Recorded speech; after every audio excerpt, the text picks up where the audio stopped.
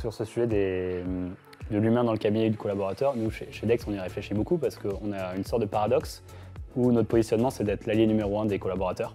Donc notre but, c'est qu'à la fois, quand on est collaborateur dans un cabinet qui utilise Dex, soit le meilleur confort, on peut partir en vacances au mois d'avril parce qu'on a fini sa saison fiscale, ces choses-là. La logique finale, c'est qu'il y a des gens qui nous disent « Ok, mais si ça marche jusqu'au bout, qu'est-ce qu'on devient ?» Donc on se pose beaucoup cette question. Et la question clé, c'est est-ce qu'on va réussir à faire tous nos défis d'attractivité seulement en recrutant des profils comptables? Moi, c'est évident qu'il faut recruter des profils non comptables pour certains nombres de choses qui sont de l'ordre du conseil client. Et il faut former des gens aujourd'hui à aller plus sur des questions d'accompagnement. Donc il y a une partie des collaborateurs aujourd'hui qui peuvent se spécialiser vers je vérifie ce que fait la machine et j'ai un gros niveau d'expertise et de révision. Et des gens qui peuvent se spécialiser vers j'accompagne mieux le client, je comprends ses besoins, je lui propose des nouvelles missions, aller vers ce genre de choses. Et donc pour ça, il faut faire beaucoup de formation parce que dans tous les cas, ce n'est pas le rôle d'aujourd'hui, c'est le rôle de demain. Je vous donne les chiffres du sondage.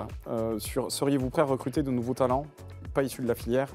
Donc c'est oui à 77%. Là, on n'a pas évoqué parce qu'on a évoqué différentes choses, mais effectivement, une fois qu'on crée des nouveaux profils, on peut se permettre d'aller chercher d'autres profils que le DCG, DSCG. Ça peut être une solution.